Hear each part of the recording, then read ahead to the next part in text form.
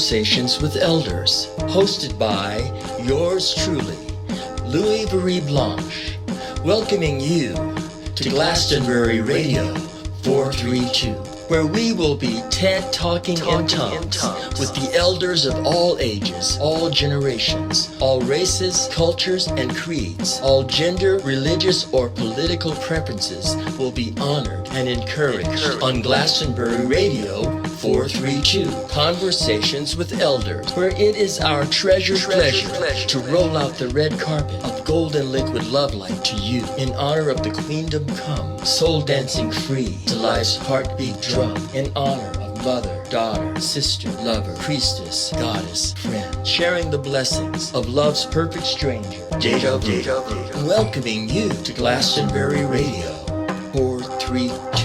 It's too cosmic, much too cosmic for me. Much too cosmic.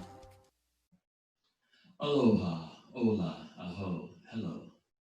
We are returning once again to The Garden of a Desert Rose, written by my beloved Deborah L. Kelley, and we are starting chapter number 6, which is entitled The Snake. Ask and it will be given to you. Seek and you will find. Knock and the door will be opened to you. For everyone who asks receives. He who seeks finds. And he who knocks, the door will be opened. Which of you, if your son asks for bread, will you give him a stone? Or if he asks for a fish, will you give him a snake? Matthew 7-10. Lenny dropped into a deep sleep immediately. 1 minute she was noticing the rise and fall of her breath. In the next, she was watching words swirling around in her bedroom like wingless insects. As she watched them rise up and down off the ceiling, she followed them. Lenny glanced down. She was flying as free as a bird. Her house in her neighborhood grew smaller and smaller. She hardly digested this scene when suddenly it changed. Her eyes were still cast downward as she could see her bare feet, her toenails painted with brightly glowing red nail polish. As she watched, her feet came to rest on a golden yellow grass. She raised her head and saw she had landed near her long ago home in Texas. She loved the nearby grassy fields dotted with bluebonnets. She and the father of her 2 children had once been happy here, but it had all ended so bitterly. Where was the wind, she wondered. Texas always had a cold wind blowing through the grassy plains in the wintertime. Her daughter was born in Texas, at a hospital in downtown Fort Worth. As postcard memories danced in her head, a city appeared in the distance.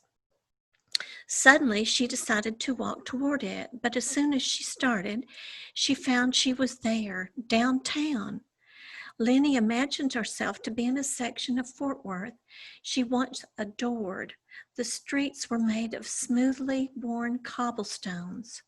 Looking from side to side, she noticed the buildings appeared different from how she remembered them. They weren't a homey Western style at all. Architecturally, the buildings were ancient and Gothic. In fact, it now appeared she wasn't even in the United States. For a short period of time during her second marriage, Lenny had worked as a part-time travel agent. She had seen these buildings once in a travel brochure. She realized she was indeed not in Texas. She was in the City of Lights, Paris, France. A rush of excitement traveled through her entire body, and she soaked up all the splendid surroundings, bathed by a melon-colored setting sun. She spun around and around with her arms open wide. As she did, the city's colors changed. Now she saw more yellows and oranges. Black iron street lamps with tiny white lightning bug-sized lights loomed overhead. She threw her head back and wondered why she suddenly felt very small in contrast. Without thinking where she might go, Lenny started walking. As she wondered what grand sight she might see next, she saw one, the Eiffel Tower. All the lights and the colors of the sky seemed so beautiful. She remembered Vincent van Gogh writing to his brother that he tried to always look at the world with simple, childlike eyes, filled with wonder and adoration and totally devoid of judgment. Yet as soon as he fell into adult thinking, judging, for example, a gray day was less beautiful to capture on canvas than the bright yellow sunflowers. He wasn't able to love the world as deeply and passionately. He felt this lack of love showed in his work. If judgment was powerful enough to bring death to an artist's creative imagination, Lenny thought it must be powerful enough to create a deep abyss, breaking her connection to God's divine light within her heart. Viewing all the sunset's colors with the simple, childlike eyes of Vincent van Gogh, he so prized this. Lenny wondered why she couldn't always feel the same about life, fully in the moment. As this thought entered her awareness, she suddenly smelled the foul odor of smoke. She turned around and saw a cafe with a red and yellow striped canopy. Sitting at one of the tables was a dark-haired man. It felt as if his gray cigarette smoke was pulling her into his field of consciousness like an unexpected calling card. He was very handsome, although not the rough, tough cowboy type who usually appealed to her. Lenny had always thought her first husband looked like Roy Rogers. This man, however, was no cowboy. He was dressed in white, appeared to be wearing a very expensive Armani suit. He had midnight black hair and looked very Egyptian. He wore a white shirt and dark tie. On his face was a neatly trimmed mustache and beard. She couldn't see the color of his eyes, but they looked dark and mysterious. As she wondered who he was, he turned and looked at her. Then, seemingly disinterested, he coolly turned his back to her. She watched as he put what appeared to be a glass of champagne to his lips. Lenny suddenly felt judged, naked. She looked down to see if she really was naked. Thank God she wasn't. She was still wearing her nightgown. She didn't even know this man, so why did his opinion of her even matter? Suddenly, Lenny remembered her hair curlers. Her arms felt as heavy as logs, and she wondered why. After a bit of struggle, she felt the top of her head.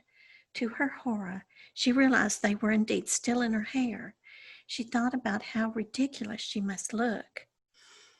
Those simple childlike eyes, adoring the beautiful sunset seconds ago, were gone in the blink of an eye. Lenny was back in the poisonous trap of self-judgment. Thinking another person thought bad of her, so did she. Thoughts about broken dreams of yesteryear filled her head with sadness. The little girl in her wanted a happy ever after storybook Prince Charming. For many years, she had been grieving the loss of not having a romantic storybook ending. Her second divorce was a crushing blow to her ego. She knew she couldn't rewrite her life story, but perhaps with effort she could let go of silly fantasies about the future that caused her nothing but pain. Lenny turned away from her handsome stranger. As she started walking, she heard a loud, whizzing, rushing water sound. She turned her head toward the noise, and a beautiful, circular, stone-walled fountain rose high into the air before her.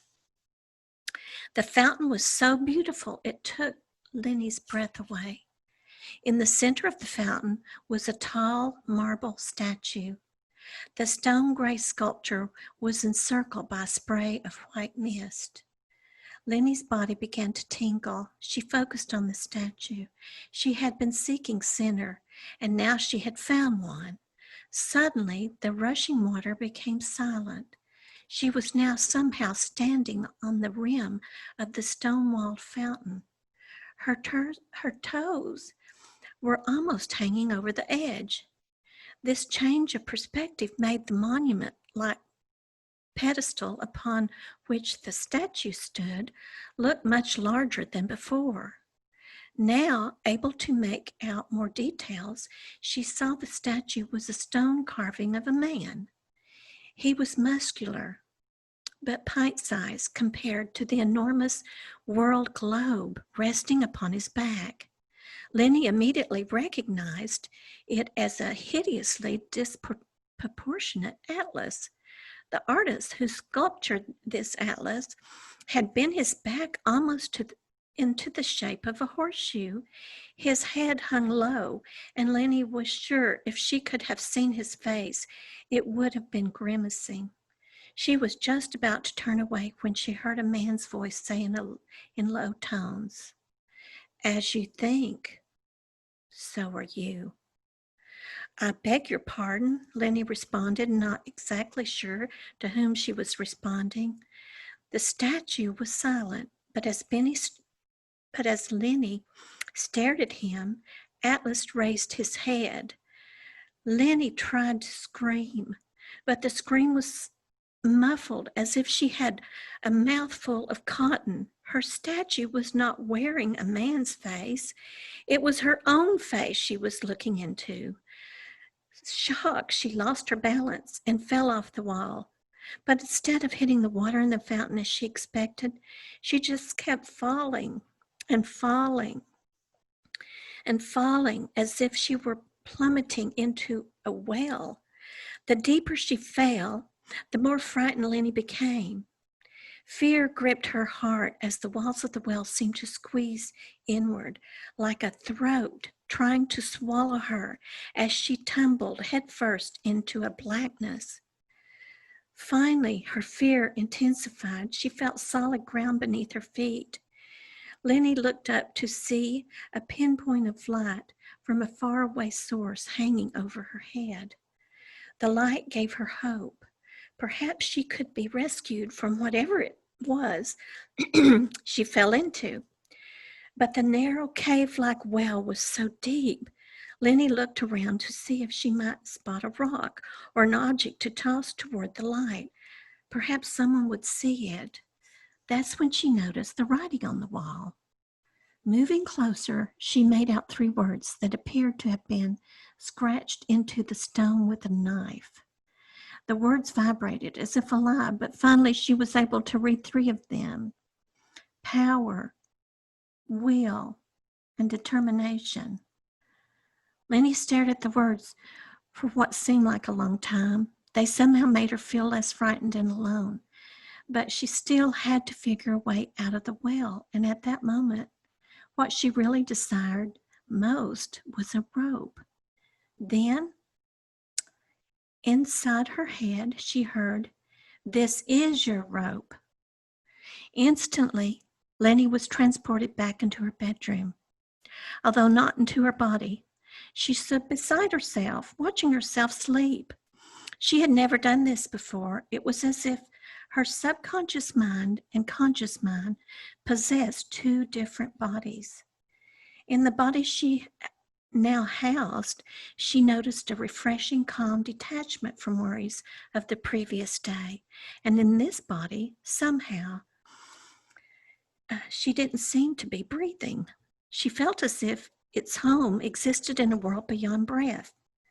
Free from the bondage and struggles of life, she felt suspended in the air like a crystal clear veil of light. As she watched her sleeping body, she noticed something odd about her arms and hands. They appeared to be covered in words, but the words were small and impossible to read. "This is not good," Lenny whispered as she spoke. She was suddenly no longer looking at her body. She was back inside it. The slow in and out rhythm of her breathing returned. Then she became aware her right arm was waving in the air. It seemed to move on its own, separate from Lenny's will. She could feel something wiggling in her tightly clasped fists. Perhaps she still held the rope she had prayed for. She opened her eyes. They seemed glued together and wanted to open slowly. Fear gripped her as she immediately realized the rope in her hand was a snake, a thick-bodied, mean-looking striped snake of the red and yellow kill-a-fellow variety. Then the snake's eyes disappeared. All Lenny could see was an enormous black cave-like mouth with two white fangs. They were a breath away from striking her in the face. Sheer horror shot through her body, and she was about to lose her grip on the creature. Determined not to die before raising her children, Lenny flung the snake as hard as she could. As she threw it, she let out a scream that ripped her right out of her nightmarish half-sleep. Lenny sat up straight in the bed. She looked for the snake. She knew it was real, but how could it be? Had she suddenly lost her mind? Then out of the corner of her eye, she saw something move next to her left hand. With her right hand, she whipped it sideways without a single minute of hesitation. A small lace pillow flew through the air, knocking over her clock radio and a vase full of artificial daisies. She'd never in her life had such a real and lucid nightmare. She had felt the snake against her skin as it had wiggled and tried to fight its way out of her hand. Worse, she still sensed its presence in the room. Her bed now appeared to be lumpy, too lumpy for comfort. The lumps had to go. She stood up on her mattress and yanked off sheets and her grandma's quilt. She felt better until she saw how lumpy the floor now looked. "What was I thinking?" she whispered. Now she'd have to clean things up, and the floor looked even more frightening. She had to get a grip on her nerves. Maybe she was having a nervous breakdown. She'd read about people having them. Perhaps this was now happening to her. But she felt as sane as ever. She was not going to act like a coward. Even brave people experience fear, she thought, but it doesn't stop them from doing whatever they need to do. She climbed off the bed and scooped the bed linens into her arms. She opened her bedroom door and tossed them into the hallway. It was still dark outside her window, and the room was a little too dark for comfort, so she switched on the overhead light. The floor was still a total mess. Lenny began picking up daisies and what scattered all over the place. Several pink curlers had fallen out of her hair, and she picked them up and set them on her vanity. Then she sat at the vanity, tucking her legs under her as she unwound the remaining curlers from her hair. As she did, a flash of red snakeskin caught her attention. Lenny screamed and leapt off the vanity bench and onto the top of her bare mattress. The brass headboard groaned with disgust as it scraped against her bedroom wall. She felt foolish again and forced herself to peep over the edge of the bed. But the red she saw didn't belong to a snake. It belonged to her snakeskin shoe. She reached down and picked it up. Spotting its mate, she put both shoes on her feet. If something sinister was loose and roaming about, she wanted to be ready to kick it. Feeling armed and dangerous, she sat down on the bed. She needed to look up the symbolism of a snake in her dream dictionary. But this meant she would have to reach under the bed.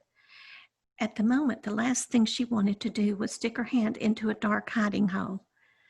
That's when the rest of her dream came flooding back to her. She had fallen into a dark well. Before the snake, she had seen her arms covered with words that were too small to read. But she had been able to read 3 words carved in the wall of the well. The first word was power, the second will, and the last word was determination. Right now, Lenny was determined to get the dream dictionary from under the bed. She slowly edged her way across the mattress, and then taking a deep, calming breath, she balanced her body halfway off the bed. She held onto the side of the bed with her left arm and lifted a white eyelet dust ruffle with her right hand. Then she grabbed hold of something furry and slung it out of her way. A missing slipper was now found. Lenny leaned further. She wiggled her fingers until they brushed against a hard surface, and she felt the cloth binding of How to Interpret Your Dreams. Her orange notebook was tucked underneath the dream dictionary. She could barely touch it with the tips of her fingers. Finally, she snatched it up. The dictionary, but dropped. She finally snatched up the dictionary, but dropped her notebook. As she reached back down to pick it up, loud music suddenly exploded in her right ear. She screamed, flipping off the bed head first. Her radio clock continued singing beneath her right shoulder. Mac burst through the door and ran into her bedroom. The back of his auburn hair was sticking up like a rooster's crown. "Mom, are you all right?" he asked, half panicked. "Barely," Lenny groaned. She could only imagine how bizarre she looked in her nightgown and red snakeskin high-heeled shoes. Seeing his mother was having trouble getting up, Mac bent down and grabbed her right arm and hand. "Were you jumping on the bed in high-heeled shoes?" he asked with a broad grin once he saw she was not hurt.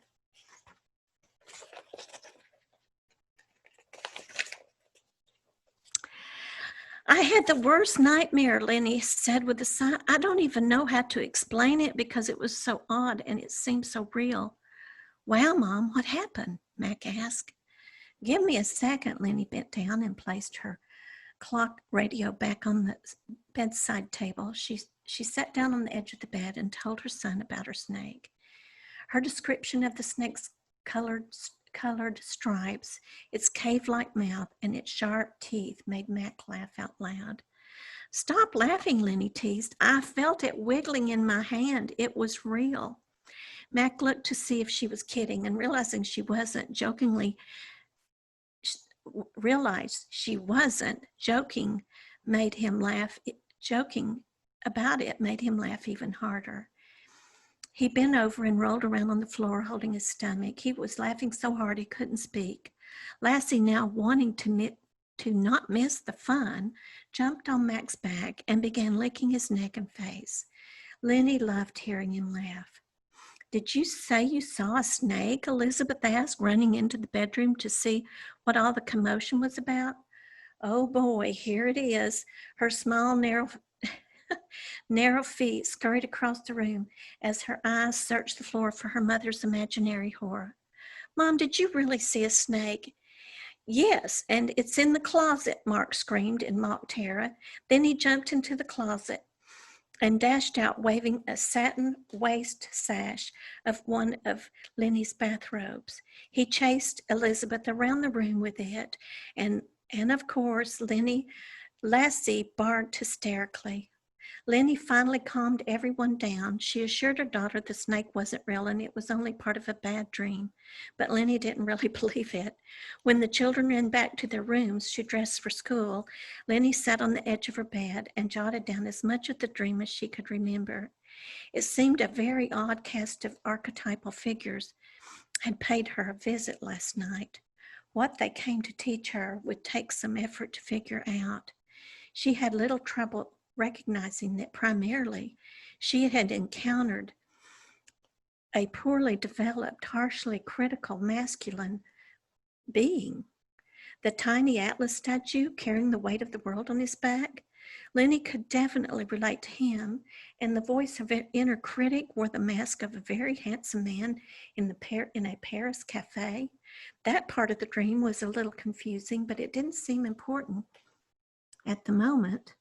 Lenny immediately recognized these figures as reflections of her animas, a name Jung used for the unconscious masculine archetype within all women, as opposed to the anima, the name he used for the unconscious feminine archetype that resides within all men.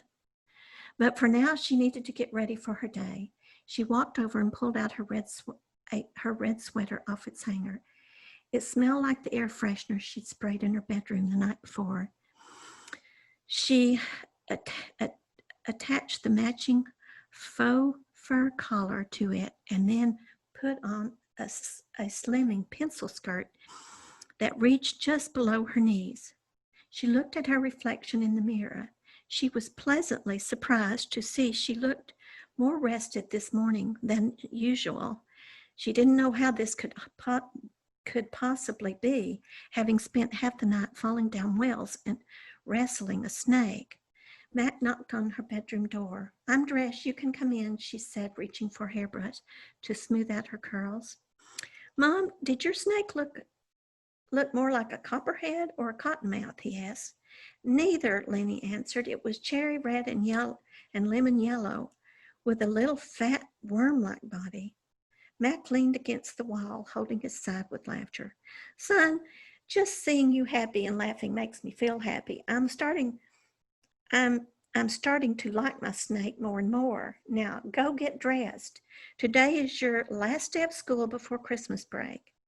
Dressed and ready for breakfast, Lenny picked up the dirty bed linens from the hallway and headed toward the garage where her washer and dryer was hooked up. She started a load of laundry and walked back into the kitchen. The aspirin bottle was still bobbing in the dirty sink water. Lenny fished it out and tossed it into a nearby trash can. All the aspirin tablets had melted into the oily water. She didn't have time to fool with washing the dishes. She pulled the stopper out of the sink and drained the dirty water.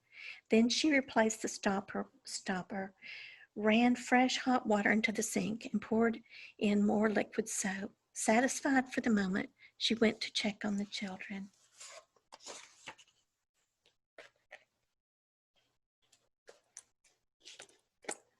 The snake. Yes, and you know my fear of snakes. They're still there. Now in this dream, you picked it up. It was more or less in my hand. And this, I want to add that all of these dreams in my myth, although I have fashioned my story and my characters from real life happenings and folded them, or poetically was told to fold them into the timeline of Christmas. And so even that, my guides told me what to add and what not to add. And I had that. It was a real dream.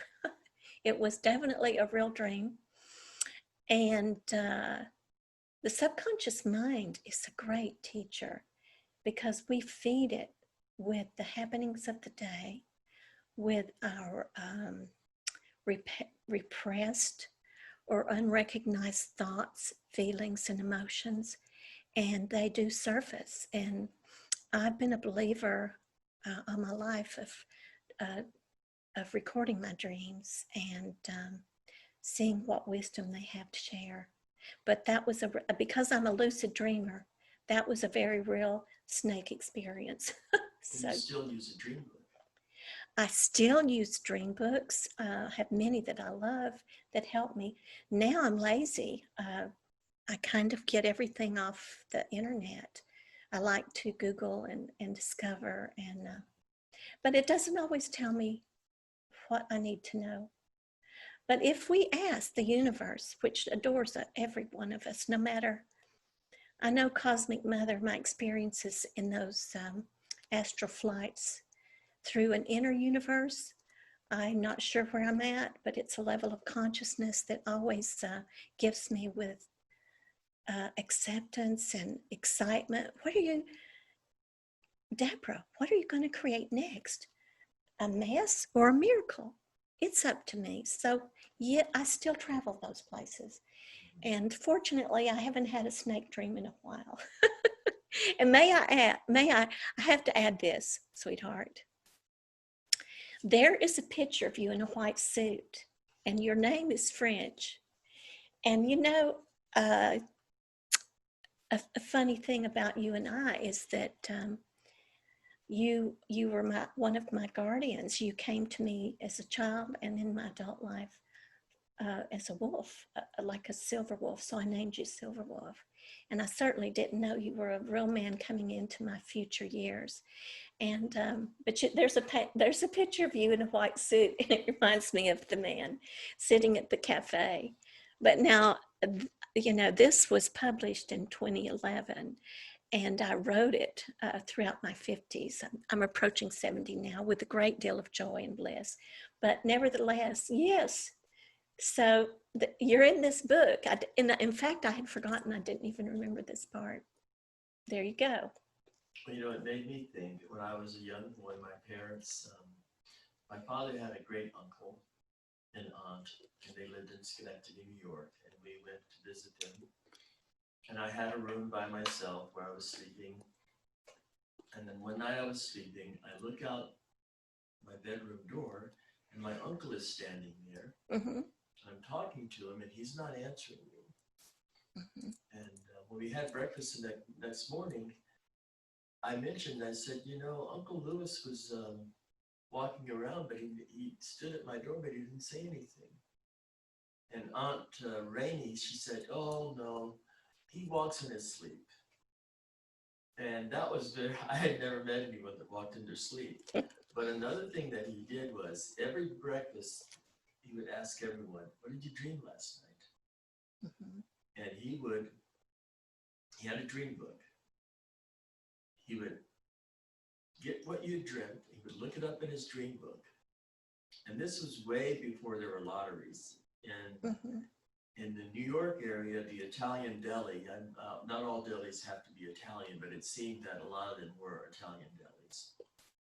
But my uncle would check the numbers that related to your dream, and then he would go play those numbers at the deli, because the deli was a place Yeah. you'd go and you'd Right. bet on numbers and horses and things. But my mother and my grandmother, my Cherokee grandmother and my mother, had very different feelings from a lot of mainstream society. They believed in dreams. They utilized color. My mother would actually have me put my hand on the radio at times. She was when I was growing up, she was a very devout believer of Oral Roberts. But she took me over my childhood. We went to churches of every form and fashion. She was a very spiritually oriented person who believed in the power of prayer, and also through her mother and my grandmother, the understanding that energy was alive. And so I think about the energy you have in a dream as being, you're alive in another realm, and it has a message for you in this realm. Mm-hmm. And it's very, it's a lovely memory for me to look back at my elders and see the things that they were doing many, many years ago have now been verified by science and even deeper studies into spirituality. Well, you know, I haven't read this. I worked so hard editing it. I haven't really read it in 9 years.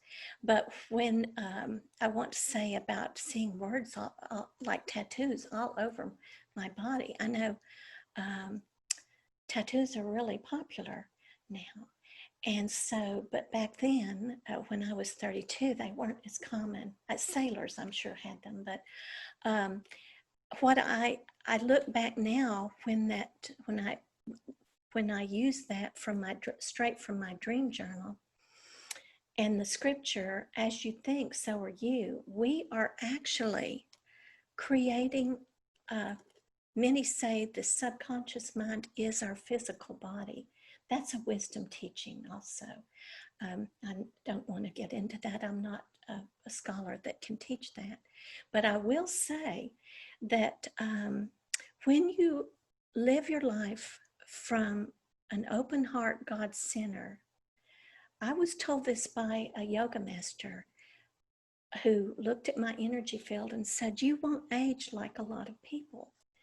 And he said, because of reasons he did not give me at the time, but what I see in this, the wisdom of this bringing down the light body, rainbow body, is that when you're as you think, so are you. When your thoughts are positive and you have reached a place of acceptance, of self-love, that is so much greater than the extra pounds that you put on when you grow older, or the wrinkles that kind of crinkle you up and many think is unattractive or not beautiful. You tell me every morning, I'm beautiful. And wake up that way. yes, but, yes, but for someone who turns 70 next year, it's a joy to hear, trust me. And I don't like to think of myself as vain, because I know that we're all so much more than the earth suit we're wearing. But if you're listening to my words, know that your subconscious mind, your physical body is creating from those words. And when you fill it with self-hatred, self-judgment, guilt, shame, I've gone through all of those lower vibrations. I've lived every single one. As you discipline your mind and live in those higher vibrations, you don't age, because you're so full of light and love in God. And no one can believe our age, your age, my age, because we don't act our age. In fact, we are foolishly getting a puppy in 2 weeks. And we're so excited. I haven't had a puppy for 50 years, a new puppy. I've always gotten dogs that were a little older, or someone was giving away, etc. But it's an exciting time for us. Well, our beloved brother Prince, who's gone on to the happy hunting grounds, he had a lyric in one of his songs: "At your age, not your shoe size." Cute. But while we're talking about dreams, I want to finish out this segment with discussions of how dreams have affected both our lives. And as you know, my childhood memory that I just shared with my uncle, having a dream book and looking up the meaning of those dreams, came into play in my life later on, when I had a series of lucid dreams that greatly affected my life in ways that were such an incredible blessing. Even though I'd had a fire, I lost everything I owned except for a bag of writings. But I had dreamt of the house that we moved into. I had 2 roommates at the firehouse, and I dreamt of the house we moved into before having the fire. And that time in my life, I had dreams of people in places. Like I dreamt of Jamaica, and I followed my dreams. I was planning on going to Alaska to work. I had a band, and I was going to work in Alaska and save money to do the recordings that I wanted to do. But these dreams of Jamaica called me to Jamaica, and I went to Jamaica at a time that was very volatile. Manly was running against Siaga. A lot of violence was going on. A lot of corruption was going on in Jamaica. And a lot of people were actually leaving Jamaica. Mm-hmm. In fact, Bob got shot at and left the island for a while. And ironically, it was at that time that I went down to Jamaica, and on my way there, I was telling people where I was going. People that knew about Jamaica were not very encouraging about my going. But when I got there, I saw the people in places that I had seen in my dreams. And it's still happening in my life, where I have dreams in my nocturnal realms of so-called sleep that become validated in my waking hours. And I wondered if there was any other dreams that you might share that you've had, that you've manifested or seen manifest. I don't know, when you say you saw me, as you called me Silver Wolf. And yes, Bobby D, which is he was an extraordinary seer. He called himself an intuitive counselor, and his third eye was must have been the greatest gift he had while walking the earth. He saw everyone as rainbows, but not only that, he had the gift of discernment. He knew the colors. He knew what was going on in your soul, in your earth mind, monkey mind, as well as your higher mind, your God mind. He said, and so when I was sharing that an experience of continuing dreaming of a large wolf that I had named Silver Wolf, and I had, anytime I was around someone who was gifted and intuitive, they would say, "Do you realize you have a large silver wolf around you? And he's almost frightening. It's like he's your guardian." And I said, "Yes, I know. I've seen him. We play in dream time." And the funny thing is I was sharing this with my beautiful spiritual teacher at that time. This is back in my 30s and 40s. He said, "He's not a wolf. This isn't a wolf. This is a this is a master soul who you've had with you since you were a little girl, playing at your grandmother's house in the streams and the water. He's Native American and has had many incarnations as a Native American."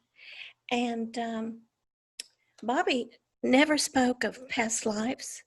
He, of course, being in the Bible Belt, you just didn't do that because it angered and scared a lot of people. But he looked at it as we have one life. It's a soul life. Look at it this way. And it tries on many different earth suits and many different eras of time, because we're eternal after all. That's common knowledge, and people say it all the time. But we forget that this is a temporary vessel. So when he said to me, "Your silver wolf is a shapeshifter, and he's a Native American, and he has great wisdom and knowledge, and he is with you. I can see him right now." So I got home, and I know from habit, because someone taught me this, or I just knew it, that if you go to bed and say, "I want an answer," to my higher self, I say, "I want a vision or a dream, and I want an answer to come to me. And if this is my spirit guide, is a Native American, I want to see his Native American face." So I don't think it happened the first time I insisted on that, but it was the second or third time. I got an answer immediately. A large silver Indian head nickel, which depicts a Native American profile with feather in his hair on the side of his ponytail, like Louis always worn. And I, in my dream, because I'm a lucid dream, I'm awake in my dreams, so I'm totally in the etheric body, or whatever you want to label it. I'm quite unsure how this works, but I said, "No, I don't want to see your profile. I want to see your face." Face me. In other words, I'm bossy, so I said, "Face me." And I can't tell you the times Louis has looked at me shaking his head. "Oh my goodness, you're so stubborn and bossy." And he had that grin right there, saying, shaking his head, "Oh, you're never satisfied." So anyway, when we met 6 years ago, this month actually, it was my silver wolf, and it was my Native American, what I thought my guide and teacher and protector all these years, was actually my cosmic soulmate, twin flame, whatever. These are labels, but it was my destiny. It was my destiny when I wrote this book. And I am actually taking these stories from my dream journals. So I had actually forgotten that dream. And I'm telling you why it's so important for each and every one of you to record your dreams, because they slip away. They're gone. And you can go back the next year or a week or a month later, or like me, 10 years later now, and you're going to go, I'd forgotten that. And there was great wisdom in that. So for our listeners, write your myth. For our listeners, one of the techniques for being better at remembering your dreams, there's advice that's often given is to put a journal next to your bed. And when you have a dream, wake up, jot it down in your journal. Because as Deborah was saying, you might have a beautiful dream at night and wake up in the morning and it's on your mind, and you go to the bathroom, you go make coffee, and before you know it, the dream that seemed like such a panoramic, full-fledged movie, Right. you don't remember any of it. Exactly. So you have to honor it. And the story goes that the more you honor it, the more they will honor you, and that they will come more frequently and etch themselves into your inner knowing so that you know they are to be paid attention to. So simply honoring them by saying, I'm going to write this down. Even though you may not know what it means, write it down, because the meaning could come. You never know how it might come. Like in my case, I had dreams of Jamaica. I'd never been to Jamaica. Right. And I saw people in Jamaica that I'd never met before. But when I got there to those places that I had seen in my dreams, I saw those places through my dreams, and then in real life saw them again. And I saw the people that were in my dreams.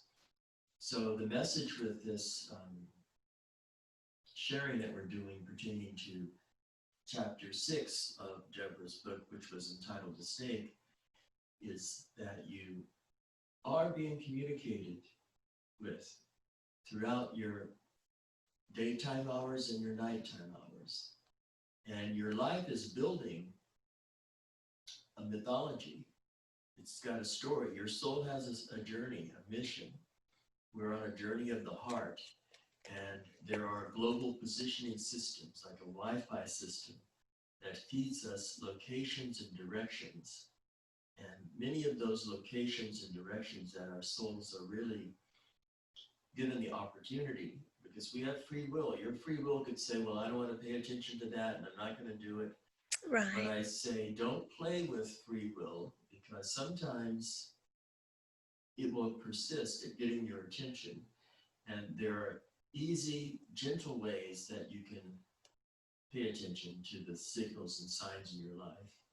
Or you can have what Jeffrey Wolf Green, yes. Who wrote he downloaded, actually, he had a download of information pertaining to the north and south nodes of Pluto.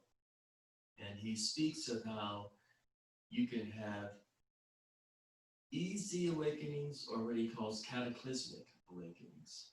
Pluto is a very powerful energy, and it can be gentle in its communication to you. But the way that Jeffrey Wolf Green speaks of Pluto's effect in our astrological makeup is that you can see where the north and south node in your chart is, and one will show you where you've been, and the other will show you where you're headed. But heed those messages. They can be seen as warnings, but just see them as signs along the highway, along your journey of the heart. And I think what's making this book so special as we go through it is that The Garden of a Desert Rose is a great example of how Deborah and Kelley took her life seriously, even though the moments that weren't so enjoyable to dwell upon, she looked at those moments to see what was there to be. Well, good, bad, or ugly, they are part of my myth. And the wisdom taught to me through all the books that Carl Jung wrote that I couldn't even afford to buy.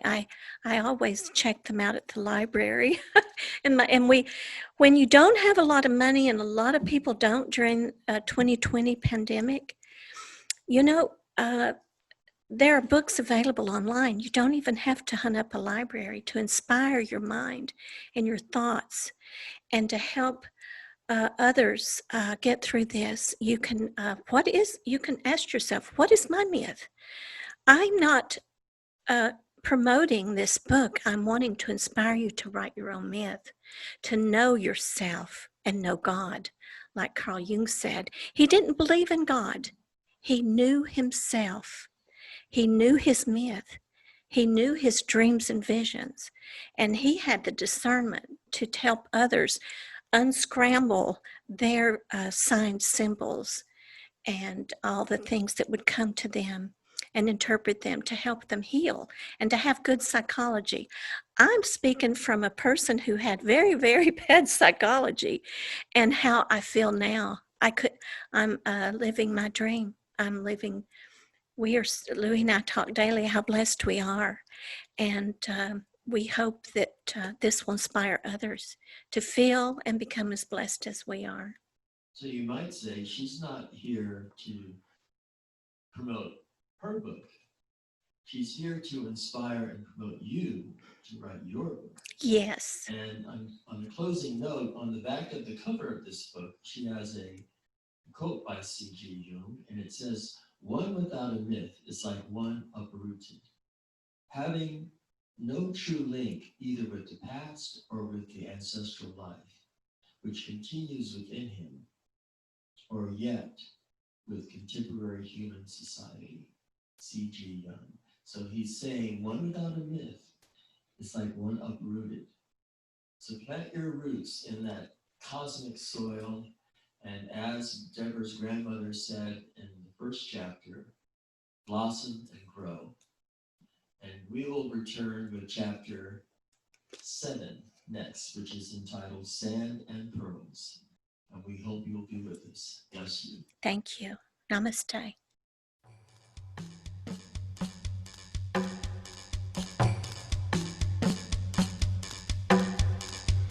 Well, that's it for here and now.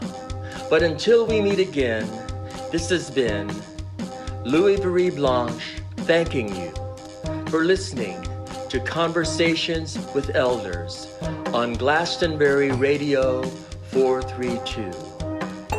Bless you. Quantum physics in the kitchen sink, the energy that follows the thoughts you think.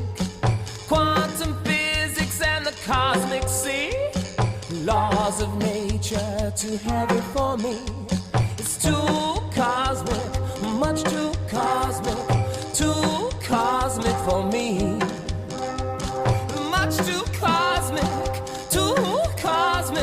much too cosmic for me.